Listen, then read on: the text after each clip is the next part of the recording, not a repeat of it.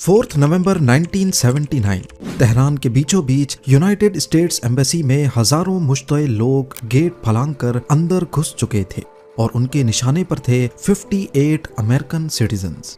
Embassy की security ने हथियार डाल दिए और चंद घंटों में 52 अमेरिकन डिप्लोमेट्स और वर्कर्स ईरान के प्रोटेस्टर्स के कब्जे में आ गए। उनकी अमेरिकन गवर्नमेंट से सिर्फ एक डिमांड थी, शाह ऑफ ईरान को वापस भेजो वरना अपने लोगों का मरा हुआ चेहरा देखो। इसी हंगामे के बीच 6 अमेरिकन डिप्लोमेट्स एम्बेसी के सीक्रेट दरवाजे से भागने में कामयाब हो गए। वो अगले कई दिनों तक छुपते रहे, भागते रहे, रूप बदलते रहे। हर गुजरते दिन उनके पकड़े जाने का खतरा मजीद बढ़ता जा रहा था। उनको ईरान से जिंदा बाहर निकालना किसी मिशन इम्पॉसिबल से कम नहीं था, लेकिन यही मिशन सौंपा गया अमेरिका की सेंट्रल इन्वेस्टिगेशन एजेंसी CIA को। और तब स्टेज तैयार किया गया जाली हॉलीवुड फिल्म की शूटिंग का, जिसमें थे जाली एक्टर्स, जाली स्क्रिप्ट और यहाँ तक के झूठे फिल्म के पोस्टर्स भी छपवाए गए।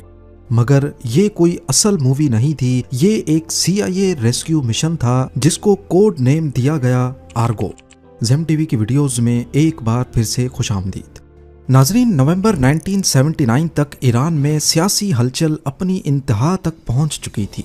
कुछ महीने पहले जनवरी 1979 में शाह मोहम्मद रजा पहलवी, जो ईरान के पुराने हुक्मरान थे, अवामी एहतजाजों के दबाव में मुल्क से भाग गए थे। उनकी 38 साला हुकूमत को अमेरिका की सपोर्ट हासिल थी, पर ईरानी लोग उनसे तंग आ चुके थे क्योंकि शाह ऑफ ईरान खुद तो ऐशो आराम की जिंदगी गुजार रहे थे। ईरान में ज्यादातर कंट्रोल अमेरिका का था, फैसले अमेरिका की मर्जी से होते और ऑयल पर भी सारा कंट्रोल अमेरिका का ही था। जबकि ईरान के लोग गरीब से गरीब तर होते जा रहे थे। लोगों के दिल में अब शाह ऑफ ईरान की इज्जत किसी अमेरिकन पपेट जैसी रह गई थी।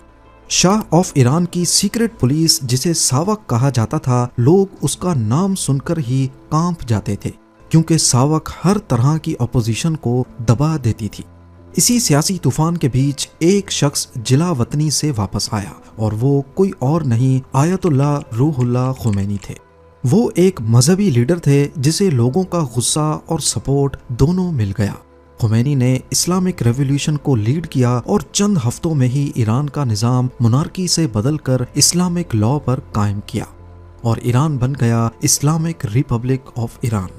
इस पावर शिफ्ट के साथ ही एंटी वेस्ट सेंटीमेंट में जबरदस्त इजाफा देखा गया। अमेरिका को सिर्फ शाह का अलाई नहीं बल्कि एक करप्ट वेस्टर्न कंट्री के तौर पर देखा जाने लगा। तेहरान की सड़कों पर लोग एम्बेसीज पर हमले करते, अमेरिका के झंडे जलाते और उसके खिलाफ नारे भी लगाते। लोगों का गुस्सा अमेरिका के खिलाफ तब मजीद बढ़ गया जब उनको मालूम पड़ा कि शाह ऑफ ईरान को अमेरिका ने अपने पास पनाह दी हुई है और तभी उनकी डिमांड थी कि शाह को वापस ईरान भेजा जाए। ईरान के प्रोटेस्टर्स ने अमेरिका को सबक सिखाने के लिए US एम्बेसी के एम्प्लॉइज को होस्टेज बनाने का प्लान बनाया। 4 नवंबर 1979 को हजारों प्रोटेस्टर्स तेहरान में US एम्बेसी के बाहर जमा हुए और नारे लगाते हुए दीवारें और गेट फलांग कर अंदर घुस गए।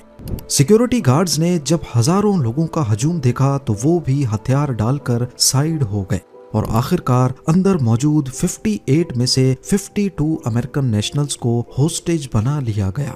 पर प्रोटेस्टर्स ये नहीं जानते थे कि एम्बेसी का एक सीक्रेट दरवाजा भी है जो पीछे से डायरेक्टली सड़क पर खुलता है। इस हमले के दौरान 6 अमेरिकन डिप्लोमेट्स चुपके से इस सीक्रेट दरवाजे से बाहर निकलने में कामयाब हो गए, लेकिन ना तो उनके पास कोई प्लान था और ना कोई कवर। ना वो पब्लिक में जा सकते थे, ना किसी ऑफिशियल चैनल का सहारा ले सकते थे और एम्बेसी वापस जाना तो मौत को दावत देने जैसा था। तेहरान उस वक्त फॉरेनर्स के लिए एक कैद खाना बन चुका था। पहले कुछ घंटों में उन्होंने हजूम से बचने और फोन इस्तेमाल ना करने की कोशिश की। ये अमेरिकन डिप्लोमेट्स अपने चेहरे की वजह से आसानी से पहचाने जा सकते थे। एक छोटी सी भी गलती और सब के सब अपनी जान गंवा बैठते। उन्होंने कई एम्बेसीज से शेल्टर मांगा, लेकिन हर कोई इस डर से मना कर देता कि अगर ईरानी रेवोल्यूशनिस्ट को पता चल गया तो अंजाम बहुत बुरा होगा। इसी बीच कैनेडियन एम्बेसडर केन टेलर ने उनकी मदद की। हालांकि कनाडा की गवर्नमेंट उनको मना करती रही, लेकिन फिर भी केन टेलर ने अपनी जिम्मेदारी पर उनको अपने सेफ हाउस में पनाह दी। ये 6 अमेरिकन डिप्लोमेट्स अगले 3 महीने तक कैनेडियन एम्बेसडर के घर में छुपे रहे। उनकी मौजूदगी सख्त राज में रखी गई। ना वो किसी खिड़की के पास नजर आते और ना बाहर निकलने की हिम्मत करते।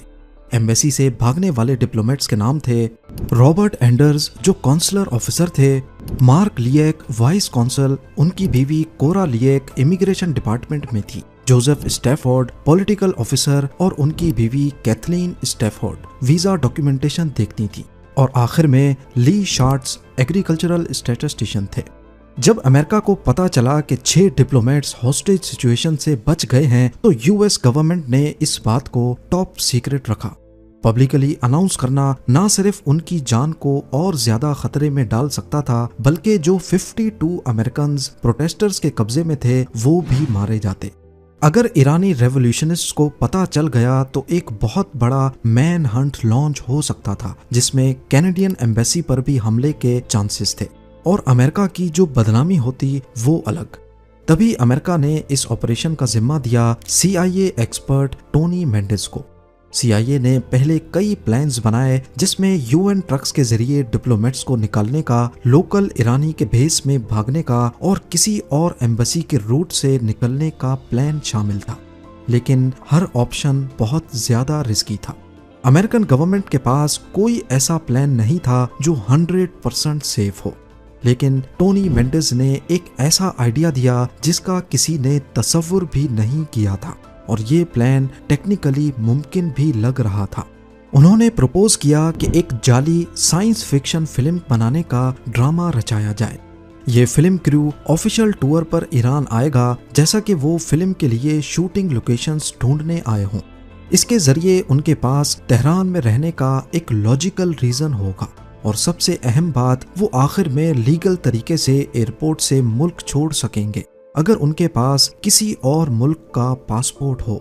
पर शर्त यह है कि ये कवर इतना ज्यादा इंटरेस्टिंग भी ना हो कि सबकी नजर पड़ जाए, और सिर्फ इतना रियलिस्टिक हो कि ईरानियन अथॉरिटीज को यकीन आ जाए। और यहीं से एक जाली हॉलीवुड साइंस फिक्शन फिल्म की प्रोडक्शन का आइडिया पैदा हुआ। टोनी मेंडिस का प्लान था कि एक पूरी तरह से झूठी कहानी क्रिएट की जाए, एक फिल्म क्रू के ईरान आने की कहानी, जिसका मकसद होगा मिडिल ईस्ट में एक बड़ी साइंस फिक्शन मूवी के लिए लोकेशंस ढूंढना। उसने जानबूझकर साइंस फिक्शन जनरे चुना क्योंकि इसमें हर अजीबो गरीब चीज का आसानी से बहाना बनाया जा सकता था, और इस तरह पैदा हुई आर्गो, एक ऐसी फिल्म जो कभी बनी ही नहीं। इसे रियल बनाने के लिए उन्होंने हॉलीवुड में एक असली ऑफिस खोला, एक ऐसा ऑफिस जो बिल्कुल एक प्रोफेशनल स्टूडियो जैसा लगता था। Furniture, film scripts, telephones, posters और हत्ता के स्टाफ भी रखे गए जो कॉल्स अटेंड करें। हॉलीवुड की मीडिया में जानबूझकर आर्गो के बारे में न्यूज लीक की गई। फेक कोटेशंस, मनगढ़ंत प्रोड्यूसर्स के इंटरव्यूज और मार्केटिंग मटेरियल सर्कुलेट किए गए। टोनी मेंडिस जानता था कि अगर किसी ने इस फिल्म के असल होने का सबूत ढूंढने की कोशिश की तो उसे कुछ ना कुछ जरूर मिल जाएगा। आर्गो का जो स्क्रिप्ट लिखा गया था वो भी खास इस मिशन के लिए तैयार किया गया था। स्क्रिप्ट में मिडिल ईस्ट की लोकेशंस का बार बार जिक्र था, जिसके लिए तेहरान का लैंडस्केप सबसे परफेक्ट था। इस झूठ को इतनी बारीकी से सच बनाया गया कि उस पर शक करना बहुत मुश्किल था। उन 6 अमेरिकन में से हर एक को एक खास रोल दिया गया। कोई स्क्रीन राइटर बना, कोई सिनेमाटोग्राफर, तो कोई सेट डिजाइनर। हर किसी की एक अलग प्रोफेशनल पहचान तय की गई। उन सबको दी गई पूरी डॉक्यूमेंटेशन, जाली Canadian passports, business cards, production schedules और एक ग्लॉसी ब्रोशर जिसमें उस फिल्म प्रोजेक्ट का तफसील से जिक्र था। हर चीज बिल्कुल एक असली हॉलीवुड फिल्म प्रोडक्शन जैसी थी। लेकिन सिर्फ डॉक्यूमेंट्स बनाना काफी नहीं था। असली चैलेंज था इन लोगों को ट्रेन करना कि वो उन रोल्स को कैसे निभाएंगे, कैसे कस्टम ऑफिशियल से बिहेव करना है, कैसे सवालों के जवाब देने हैं, कैसे फिल्म इंडस्ट्री के प्रोफेशनल्स की तरह कॉन्फिडेंस के साथ चलना, बोलना और एक्ट करना है।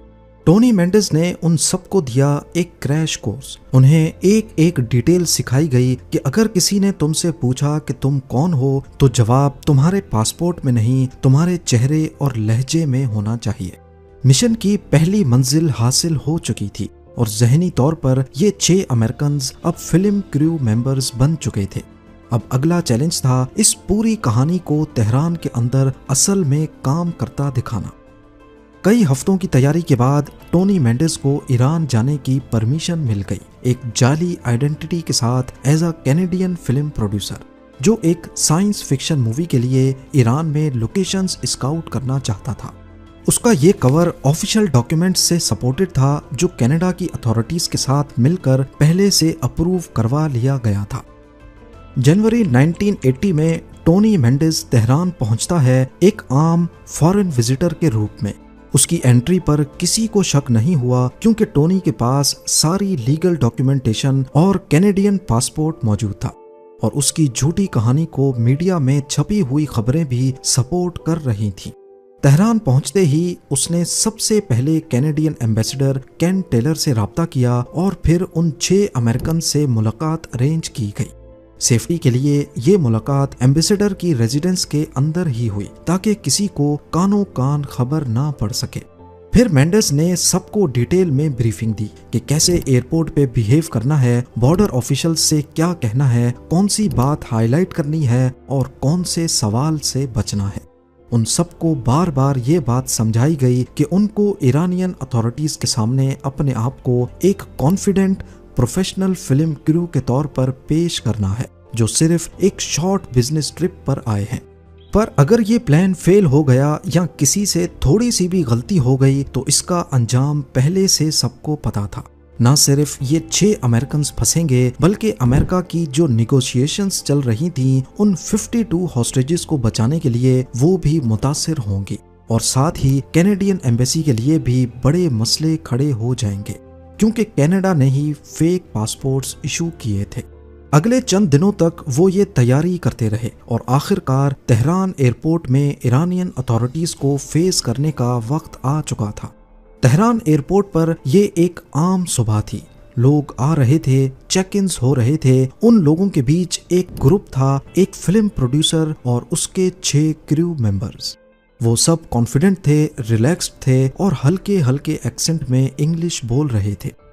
यहाँ पर मसला सिर्फ एक ही था। वो 6 क्रू मेंबर्स जिनके जाली कैनेडियन पासपोर्ट्स थे, उनके पासपोर्ट्स पर ईरान में एंट्री की कोई स्टैंप नहीं लगी थी। ये बात टोनी मेंडिस को भी मालूम थी कि ईरान में नई नई गवर्नमेंट आई है, कस्टम्स और बॉर्डर सिक्योरिटी का निज़ाम काफ़ी डिस्टर्ब था और ऐसी सिचुएशन में एक स्टैंप का मिस हो जाना एक आम बात होती है। अगर इस हवाले से ईरानी ऑफिशियल्स कोई मसला खड़ा करेंगे तो इसका तोड़ सिर्फ एक ही चीज़ होगी, कॉन्फिडेंस। एक चेक पॉइंट पर गार्ड आर्ट डायरेक्टर का टाइटल देखकर रुक गया और दूसरा वीज़ा को थोड़ा ज़्यादा देर तक देखता रहा।